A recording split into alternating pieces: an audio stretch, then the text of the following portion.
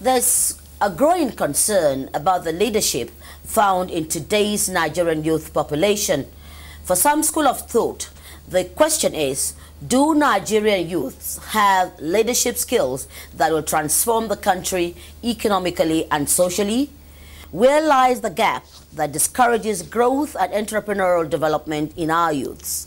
Are we investing enough building leadership capacity and enterprise development in the youth, who are said to be 70% of the whole population? These are the questions to be answered on this edition of Bridges, as we engage Nigerian youths to speak out on these and other related matter.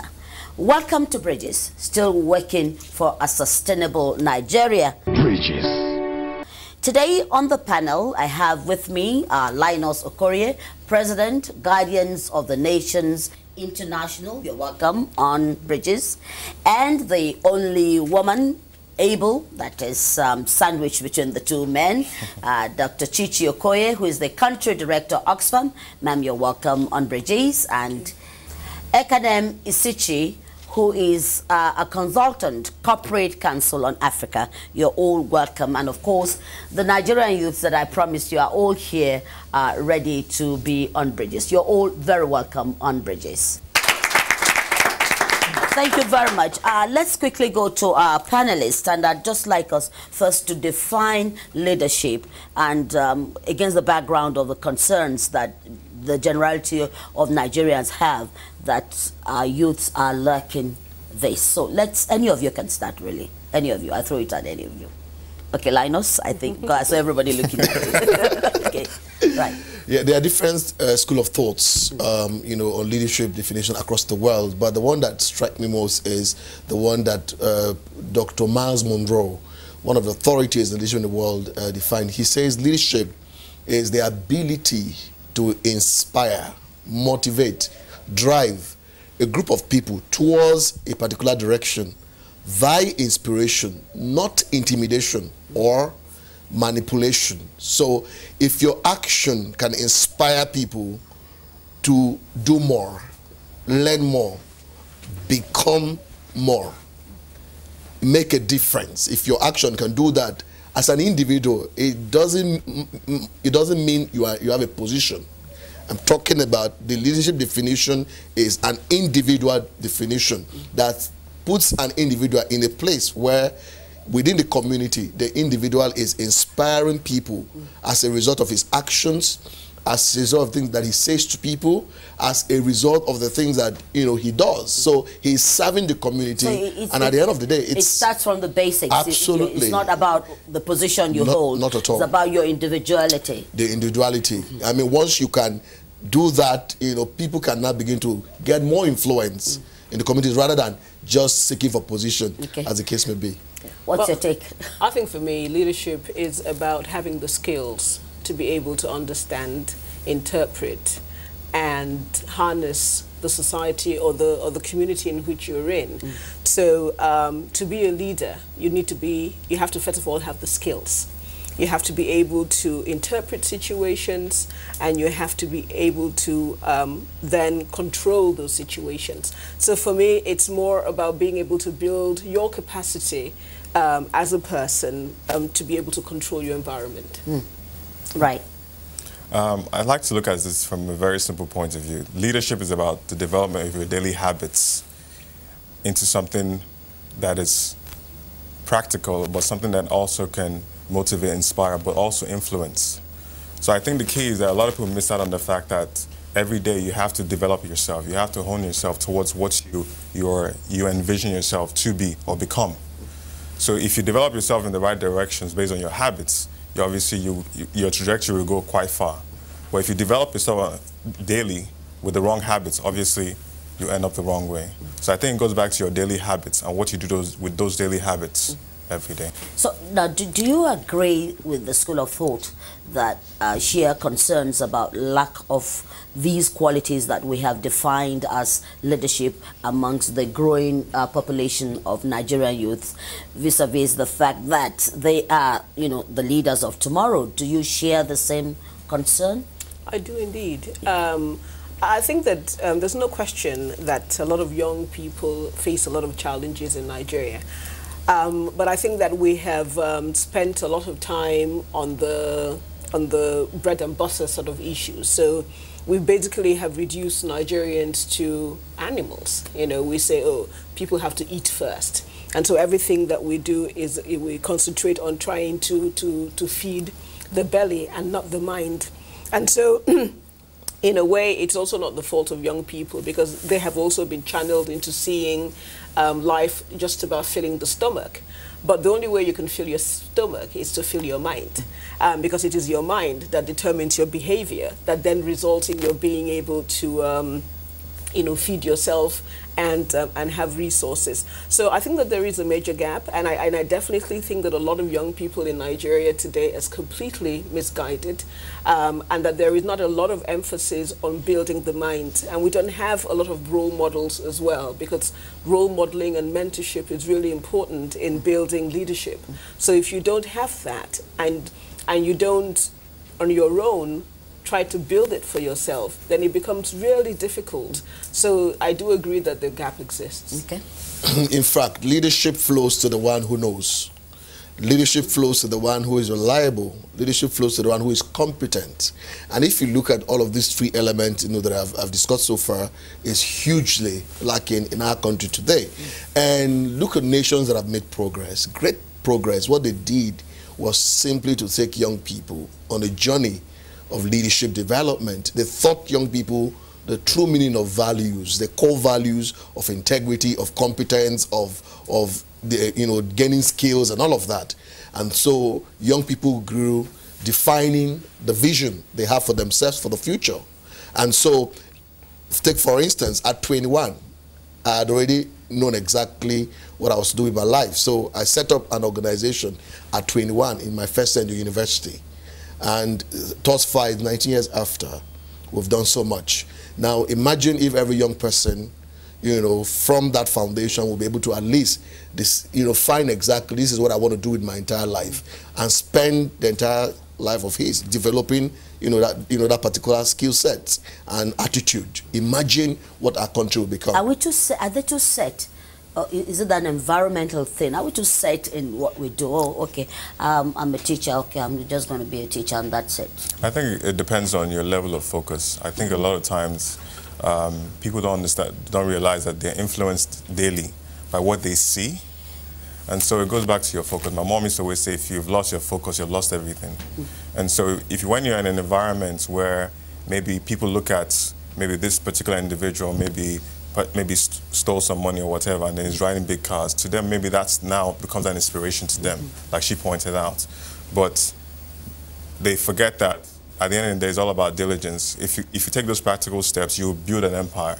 It might take a little time, but you will definitely build an empire as long as you just keep on the straight and narrow. So I think a lot of times people don't understand that we're influenced by our environment, but we shouldn't be, how I put this, we shouldn't fall into the trap, if you want to put it like that. You just stay the course. It's probably the unpopular route, but at the end of the day, it does lead to success. Okay. Now, are parents responsible for this? Is it parenting, or the society, or the educational standards, or what went wrong? I think it's everything. But I have to say that parents have their role, teachers have their role, schools have their role, and I've always argued that if you're in an environment where the system works, yes, parenting is important, but you can always whatever deficiency there is at that level can always be taken care of in the school system. There are people who, if you attend certain schools, you would always tell when you see people from that school, because the school is supposed to bring out a certain individual at the end of your education. So it doesn't really matter what background you're coming from. The school system is really where you are supposed to build individuals and leaders. And I think that is fundamentally where the fault is, that the school system is collapsing on a daily basis, that we don't actually have a vision of the type of people that we want. I think that if you look at countries that have developed, you could almost tell the type of person who comes out of that country. And we don't have a vision of who is a Nigerian. What do we actually want to say when we say that this person is the archetypal Nigerian? We don't even have any schools that you can say, like you have the Ivy Leagues in different countries. Okay, these are the schools that if you come out of here, then well, these are the schools creating the perfect Nigerian. We don't have any of that, and so people are just, you know, living any way they want. So I do agree that, you know, families have a role to play, the government has a role, but I think that the school system is the biggest problem. I mean, you actually have people who come from good homes. By the time they're done with the school system, there's something else, so, you know.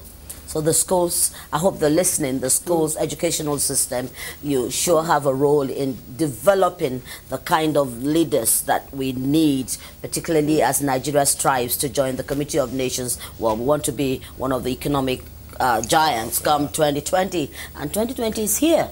Well, you're watching Bridges. We'll be back, and when we come back, we'll be speaking to the youths who would share with us their thoughts on issues that have been raised by the panelists, and we're on Bridges. Stay tuned.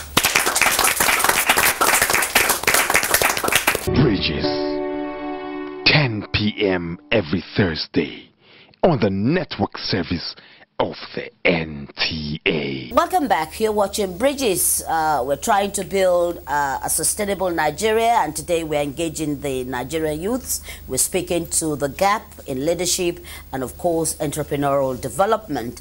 At the moment, we'll come to the youths, as it were. Well, you heard it all from the panelists. We're talking about the deficit in terms of your inspiration, your aspiration, and what makes you, I mean, definitely what defines you as a Nigerian. What is your take? Who's speaking on first? Okay. Yes, my name is Austin Adim. Like the panelists have said, you know, in developed societies, of course, once you are born into that society, you are orientated, you are channeled into a particular national vision. Let's talk about America, that they have American dream. You understand? So the society, there's a system that is scalable, that supports entrepreneurial development, that supports leadership development. But we don't have that kind of vision in our society. There's one distinct thing that makes a developing or a developed society, and that is how we feel about each other. It takes all of us to build a society. It takes my ideas, your ideas, his ideas for us to build a market. You know, I wrote something in one of my articles. I say, we become an irresistible national force the day that you and I will understand how valuable each of us is, and each of us will understand how powerful all of us are. So we need our own uniqueness, yeah, to stay, you know, for us to step out as a nation. Yes, let's hear from somebody. Yes, please. Good morning. My name is Malami Ibrahim. I'm a media practitioner, but today I'm not here as a media practitioner. Yeah, just let us know what you're representing the Nigerian youths. Yeah. That's Nigerian youths. Actually, what Madam said, there are a lot of schools that teach leadership. But do you know one funny thing? They will say 1 week, 80,000 naira. Which youth has that 80,000 naira to go and attend that training for a week? 80,000 naira.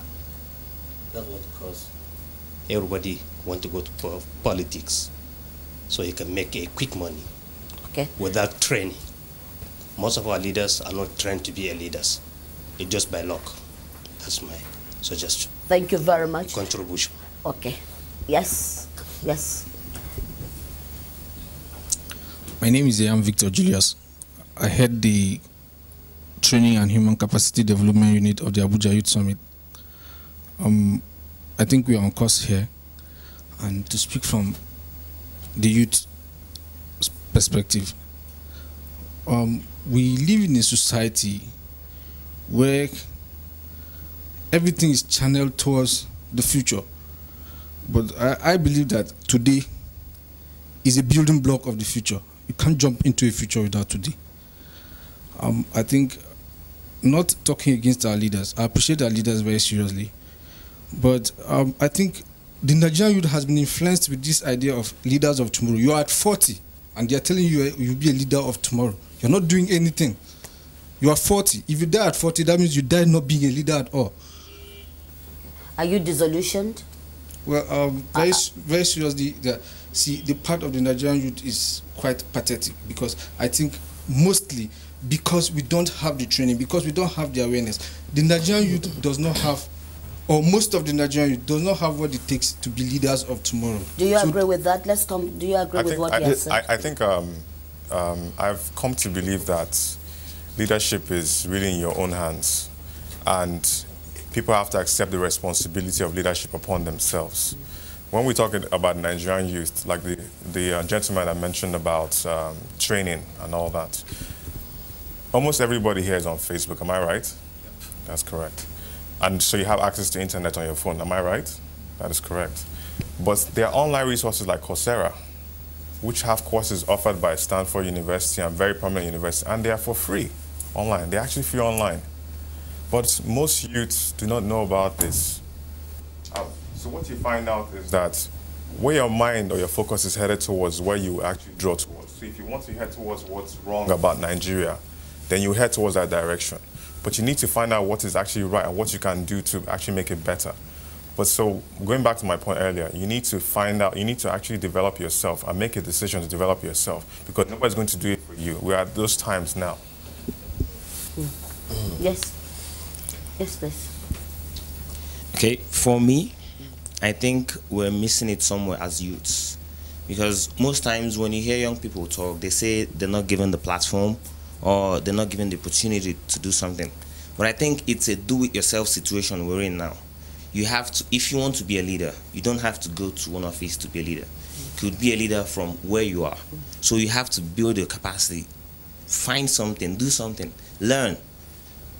Look for knowledge, not just saying... Seek knowledge. Yeah, seek knowledge. I think he deserves a round of applause for that. Yes. Okay. My name is Solange Williams. I want to talk about the educational aspects, like in schools. You've had this dream to become a doctor, and as soon as you get to school, you apply for that course, and they end up giving you a different course entirely, something that you've not dreamt to be about. They'll just like confuse your dreams. And as a young person, I think that's the stage you need for someone to like carve you properly. But by the time they give you a course that it's not something you really wanted, it will end up confusing you, and when you graduate, you become a nuisance. In fact, I want to stretch on that. You know, it is important, you know, for government systems from the state, local government, and federal to create a policy that no young person should get into a higher institution without a pre-talent discovery program. And because if that's where leadership comes from, for leadership to be natural, you can't take a fish out of water and you expect that fish to live. So if we want to build leaders that are natural, that are going to be more impactful, we need people who can grow from the area of strength. They should go into the university, even if it is music, that their talent permits them to study. Their parents should allow them to do that, so that at the end of the day, they will turn out better. They will do it lovingly and passionately. That's how leaders are developed. Anything else, you find confusion. There are people who are in banks today, every morning they say, why am I going to work today? They are confused. They don't want to go to work. And that's why our productivity is low in this country. And I appreciate that point you've raised. I think I want to say something. Yes. I think it's also fair to say that the reason people don't get into the courses that they want to do is because they don't get the capacity that they need. And that there's also a difference between a wish and a reality. And a reality. You may wish to be something, but you actually don't have the capacity to be it. So that's why what Linus is talking about is important, that we also need to have a reality check. You know, I love music, but I can't sing to save my life. And if I decide that I'm going to go into studying music, I will be poor for the rest of my life, you know, except my family, who will be the ones buying the music. So it's important that he said, yes, I want to be a doctor, but do I have the capacity to be a doctor? If already in secondary school you're failing biology, you know, and you're not doing so well, I think it's pretty obvious to you that this is not... No, this is not my path. Exactly. So it's important to think, okay, I could have a wish, but that wish does not mean that this is what where my skills are. And sometimes by developing your skills, you might actually end up getting a new passion for something that you really have the capacity for. Okay, let's hear from the youth now. At this point in time, I'll beg to this. Let's know you, please. Okay, sorry. My name is Victor Mbang. I'm the chairman Youth Summit Nigeria. I'll beg to disagree with some of the opinions raised. It might shock you to know that we have a lot of youth residents in this country who have developed both skill and leadership capabilities. But the platform for them to put these giftings into use, it's not there.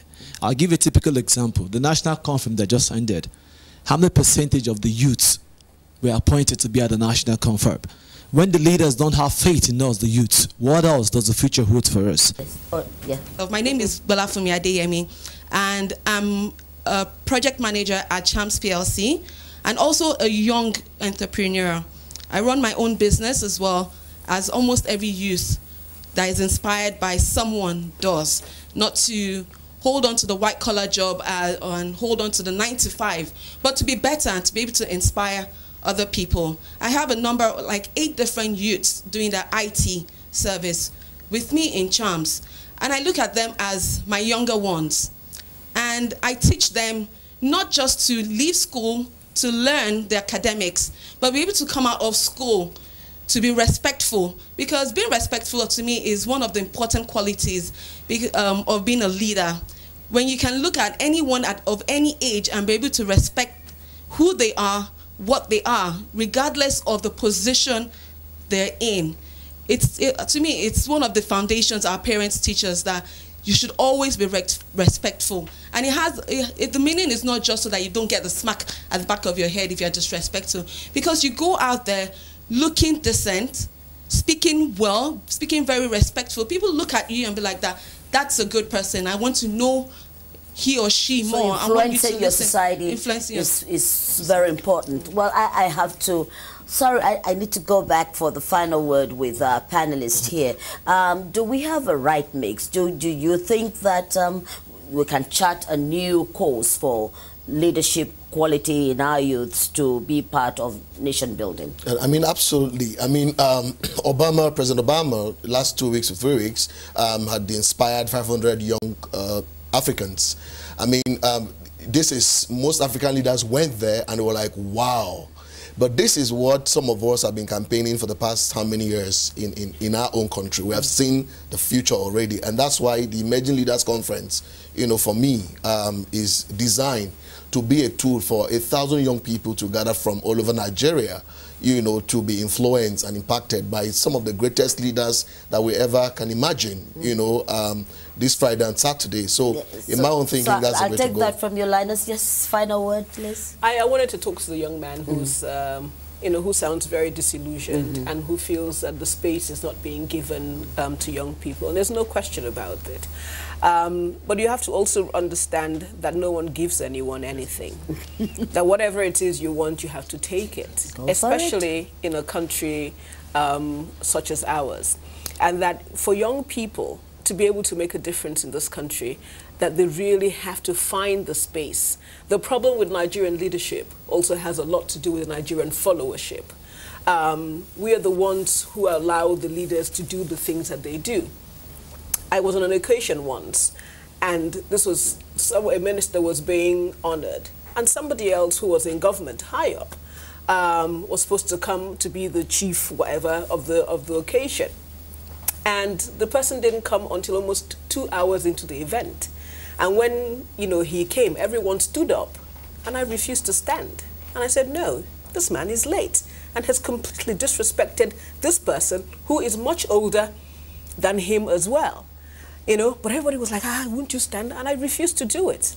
And you see, the point is, there was only one person. I didn't make a point, of course. But if all of us had sat down and had refused to honor this man, he won't come late to an event the next time. It is our followership that is the problem. Our followership is timid. Our followership is passive. And we really need to be able to make a difference. In every country, it's young people who make a difference in that country.